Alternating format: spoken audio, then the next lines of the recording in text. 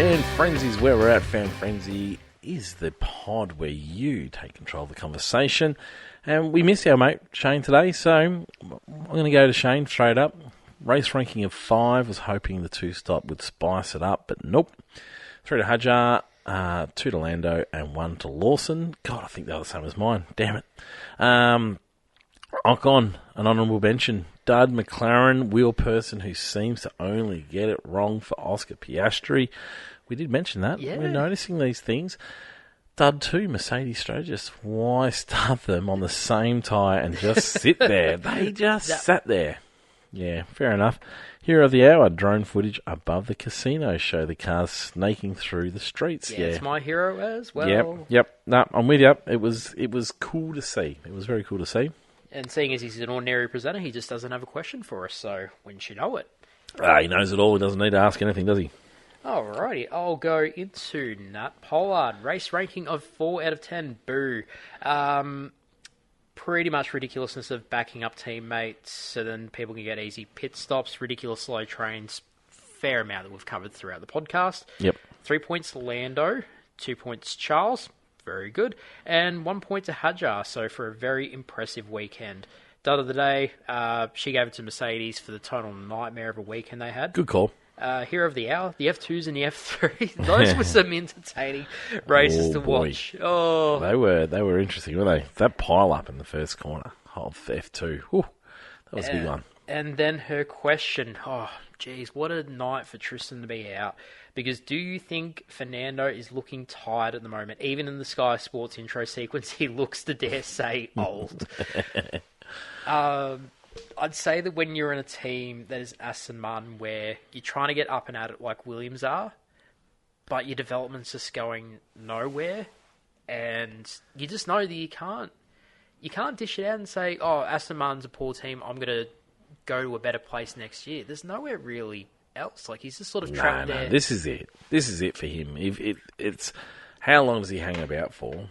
And then he's done, surely. Is he doing donuts in 25 or 26 with the new regulations? I think if he gets his way, he's holding in to see what happens in 26. I mean, he's got Adrian Newey, the greatest aerodynamicist in Formula One of all time, designing his car full time at the moment. Who's so worried that he might not get to the deadline? Yeah, well, recent interviews. So I'm just like, ooh, Adrian. Yeah. I've got a feeling even if he doesn't get to the deadline, it's going to be a good car. But so Fernando Alonso is doing everything he can to hold on just to see what happens in 26.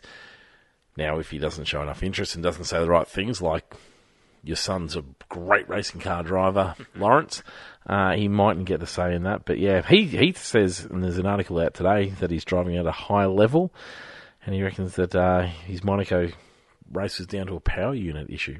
Interesting. Yeah, so anyway, it's one of those ones, yeah. Let's go to Jordan. Jordan Pancraz. Race ranking of 5, better than last year, and the strategy made it more interesting, but still underwhelming on track action. I was interested. I was genuinely interested as well, and maybe didn't pan out the way we expected, but I still found it an interesting race. I'm with you. 3 points to Hadjar, pretty phenomenal effort as a rookie. 2 to Leclerc, great to see the Ferrari into second, and 1 to Ocon. Outperformed what was expected of for Haas. Start of the day, whoever decided to get rid of the camera shot from the track level, looking at the cars coming through the first part of the swimming pool chicane. Literally my favourite camera angle in all of F1, and I can't understand why they wouldn't use it. They had one that was slightly higher than that, didn't they? Yeah, And that was cool. The one that they had was slightly higher than it. But yeah, I agree. I think they changed a few things with the camera. It might have something to do with the broadcast. Who knows? In terms of changing it up. Now that's probably Sky, not the Monegasque. Yeah. Hero of the hour, Williams maximising team strategy to get points for both cars. Question, if your pit box was before the finish line, could you pit on the very last lap and cross the line in the pit lane and not lose all the time from needing to go down the rest of the pit lane? I do have the official answer for this. Go on, hit us with it. No. Because, trying to remember the exact race, that Michael Schumacher had to serve a stop-go penalty. So it was the final lap, he still had the stop-go penalty, and everyone's like, what's going to happen? Michael Schumacher drove into his pit box, which was after the line, but since he technically crossed the line, they awarded him the win, but he was therefore serving the stop-go because he pulled into the pits. Yep. After that, you can't pull the shenanigan. So that's They've why... moved the line further down, haven't they? No, you have to officially cross... You need to cross the line. You need to cross the finish line. You can't win in the pits. No, can't win in the pits. Hence okay. why, what was it, Albon in 21. So where's the lap counter count, though? Because you get a lap when you go on the pits throughout the race. Well, you'd still have to break the beam as you exit the pit, because that's how they know that you're in pit, out of pit. But you can't say...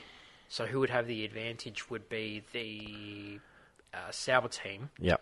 Because they're going to be the furthest down, and especially at places like, say, Spa-Francorchamps. Like, the last pit is definitely all the way down there, and Silverstone as well. So they stopped that shenanigans after what Michael Schumacher did when he had his stop-go penalty. And it was funny watching that footage, actually. Yep. So there's your answer. Sorry, you can't just pit on the last lap, cross the line, because you technically need to cross the line. The start-finish line. I'm going to go to Paige Pearsall. Hey. Yeah. My wife. Hey, Paige. Hang on. So, if you're Bunny, what's Paige? Go on. I don't know where it started. Divulge the secrets. Divulge the secret. It's What's her pet nickname? Floof. Floof. Floof. Oh, I like that. That's quite nice. What's Floof come from? I don't know, because You're not sure? I know that it started with echidnas, because we called them spiky floofs. Yep. Because, like, a floof is an adorable creature, so... And, like, we even call the rabbit the wiggle snoot. So, for some reason, floof is, like, a very endearing name. I love it. So... you're both far too kind to each other. I love it. Young love, hey? And Paige is an absolute legend. People on the pod won't ever get a chance to meet her, unfortunately, but yeah, she is a ripper. She's very funny, and I like the way she picks on you. Race ranking, 6 out of 10. I like the mandatory 2 pit stopper, made Monaco a bit more interesting. 3 points to Leclerc, 2 to Lando, and 1 to Ocon. Yep, absolutely. Dud of the day, Mercedes. I feel like they didn't even bother with this race between George and Russell's childish attitude and their lack of attempt at doing 2 pit stops. It felt very half-assed. I'm with you. Hero of the hour, the marshal that pushed George Russell's car in qualifying. Oh, out of the tunnel. Out of the tunnel. Oh, yeah, that was good, wasn't it? They did a great job. That was a long way. Somebody put the Flintstones theme song to it at one point as well on Instagram. I like that they realised they needed to swap over. Couldn't finish the job. They had to swap over. And then the poor buggers then had to go run back up the hill to get back into position before they could get started. Yeah, I'm with you. Good one. Good spot, Paige. Question. What's going on with Alonso and Aston Martin? Oh, common trend, this one. How is it that Alonso is having all these issues, but Stroll isn't? What issues? Not being able to drive? Stroll's not being able to drive. What? Power. Blows apart his brakes in China. Blows an engine in Monaco. What was the Australia incident again? Crashed? Yeah. Came off and crashed. Yes, he did, yeah. And then, otherwise, if your car's just not there... So, is she telling me that Stroll hasn't had all these issues and he's still finishing all this way back? Is my wife wearing a tinfoil hat? Interesting. I might have to go home. But possibly. Let's watch what happens at Alonso's home Grand Prix. See if things fall a little bit more into place. But, keep the tinfoil hat on. Let's see where this goes. Okay. I will go to Andrew McCulloch. Hey, man, how's it going? Been a while since I've gone for a ride with you. He gave it a race rank. Have you been for a ride with Andrew? Yeah, because he's got the e-bike. Yeah. So the year that you heckled the heck out of me for you doing the 50, oh yeah, that's right. He was in the E division and his battery went flat. His battery ran flat. Yes. No, he's a good laugh, and I've caught up with him a few times in the pub and such. So Terrific Andrew fella. Hello, Andrew. Race ranking of 2 out of 10. Jeez, mate. Alrighty. Start of the day. Whoever came up with the mandatory 2 stops. Andrew, why are you going against the grain, buddy? Hero of the hour, V-Carb strategist, that's better. 3 points to Lando, 2 points to Leclerc, 1 point to Hadjar. There we go, Andrew. That's more like it. I, too, always like to stay up and watch the Monaco. The track has to stay for the heritage. Fair enough. Agreed. Goes on for a fair statement if you want to read it all in the comments section of this. But pretty much... He wants smaller cars to race around Monaco, pretty much. So think along the lines of Lotus 72s. And he wants Formula One drivers to jump in them and race them for a couple of tracks. And then what you do is you develop 2 other tracks for the season where you use these cars again. You use these cars again the next year. And so you don't actually score championship points for it. You only score drivers' championship points. So you don't score constructors' championship points. And so he's like, we keep it. We keep the drivers there. I love the idea. It's just never going to happen. Not with these teams, because they're promoting who they are. They're not going to spend all the money not to promote who they are. Because if we're doing like retro, we'll call them retro bespokes, right? Mm-hmm. First place, and you're probably thinking, are we going to chuck a V8 or a V10 into it because it's a nice compact unit that doesn't need a battery? We're taking them to Suzuka. First place, I'm taking those bad boys too, Suzuka and the other track.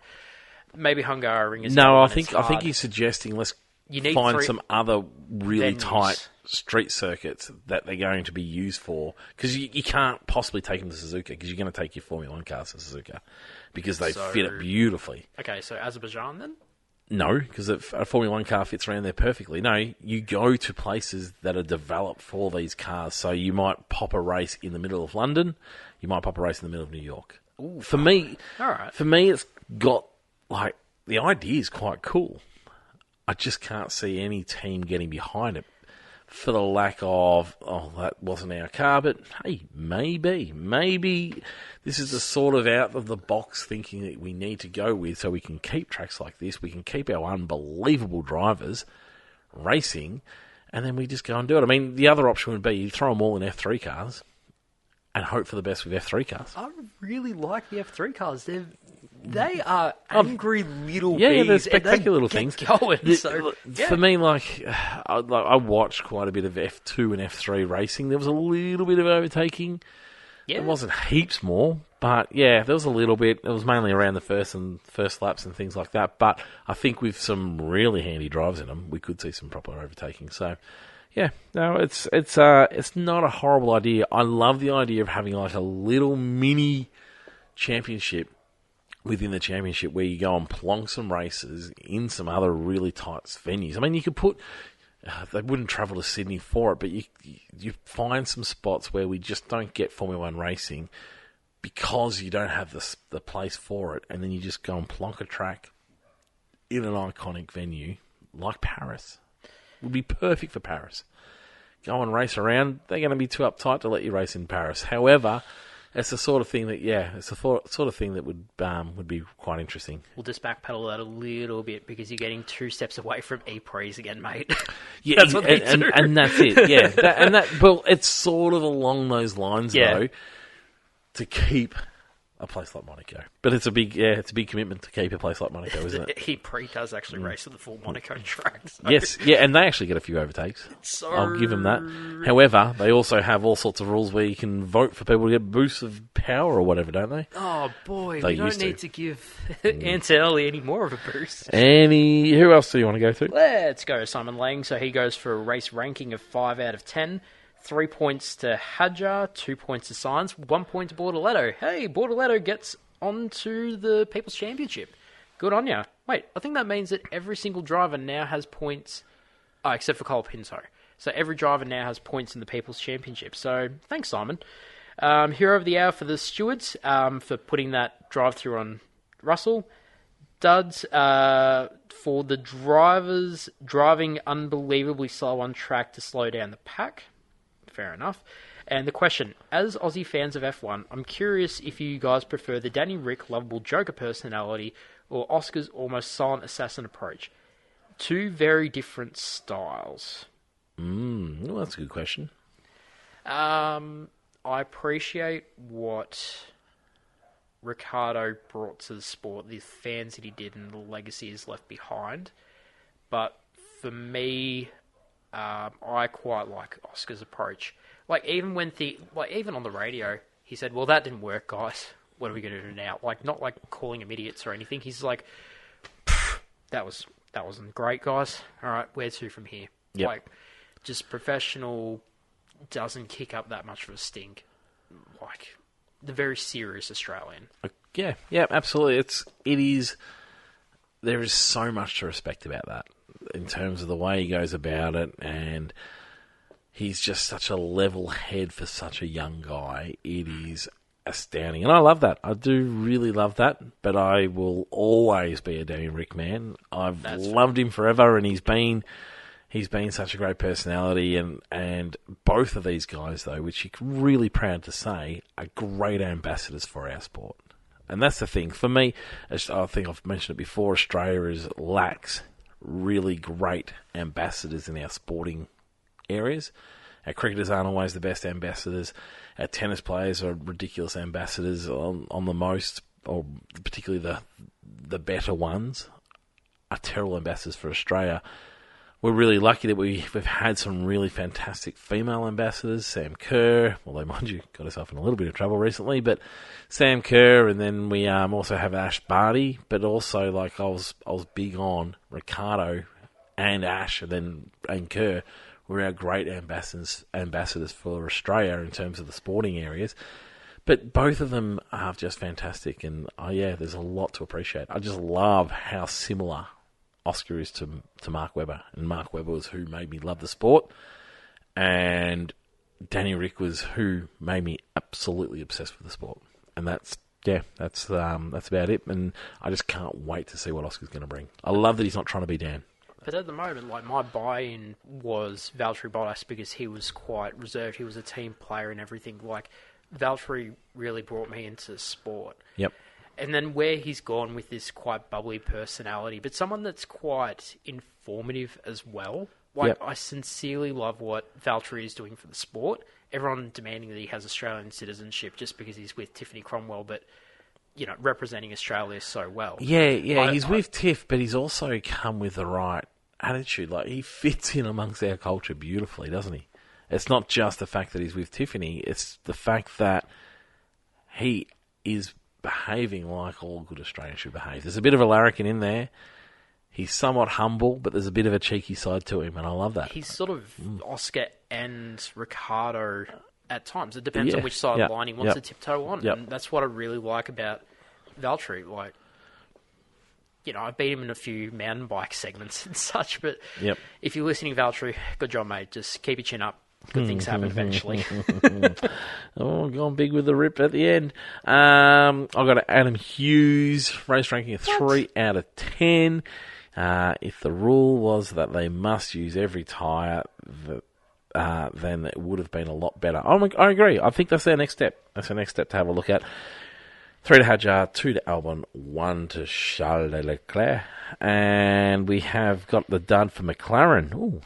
So either McLaren are a good team, doubt it, or they are unitards. Okay. Not particularly the language that we're using. Every race, Oscar loses over 2 seconds per pit stop. And I'm with you on this. He's checked the numbers. I'm with you on this. I have. So, are they doing this on purpose, or are they just incompetent? It can't be both. Oscar is lost 1.2 seconds in one stop to Norris, McLaren Formula 1 team. Will you do anything to get Norris ahead of Oscar? They did swap the cars in Imola, but played the team card in round 1 with the hold. Oscar has to get out of this team. I'm not so sure about Oscar getting out of this team. I'm not sure that's a good move, because this team is the team to be in. You want to be in this team. Getting out of this team would be a disaster at the moment. No.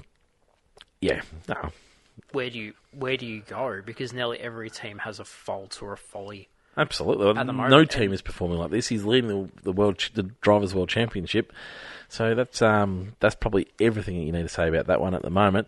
However, they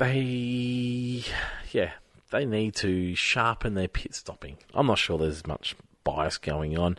I agree. I think Zach Brown would love for Lando to win one, but he wouldn't be disappointed if Oscar won one, that's for sure. Fun fact, the LVT... What's the LVT? Louis Vuitton cases don't fit the trophies. I look every race and the box will not close with the trophy in it. Answer, I don't have a display wall yet, but it's coming and I'll take pictures once arrived and mounted. What did we ask? Oh, yes, for the Lego. We asked about the Lego. Do you have the display balls for the Lego? Cool. Excellent. And also, he just wants to ask, how shit is Franco? Oh, he's pretty shit. I'm with you. Bring back Jack is what I'll say in that one. I've seen those Louis Vuitton cases up close. Seen them up close. And I am with you. I don't think I've seen a trophy in them yet. They were sort of prepped like they were going to have a trophy in them, but I've seen them up close in the media centre, and I don't think the trophy was ever in them. So yes, they must be just for display purposes only. Sort of like a backdrop on a stage. Yeah. Because I think Paige even sort of commented on that, because I'm like, oh, it looks not like the case looks nice with the red ribbon, the red and white ribbons, and she said, I don't think it fits in the case. And then it cut away because obviously it goes to the national anthem with the Oompa Band. Unfortunately, Tristan's not here to comment on. Tristan does national anthems. Oh, he does love a national anthem. Does love a national anthem. But as soon as she said that, I thought, I think she's right. The trophy doesn't fit in the case every time. Yeah, okay. Anyway. All right, well, that might do us. Thank you very much for everybody that submitted questions. I appreciate that. Sorry if we didn't get to your questions. We'll certainly try and do that next time around. But yeah, we very much do appreciate it. Imola's next. We'll be back after Imola. Oh, not Imola. No, where are we going? Spain. Don't We're going rewind backwards. us, mate. I'm going backwards. Backwards. Spain's next. And then we'll get into all the goodies again after that. Goodbye now.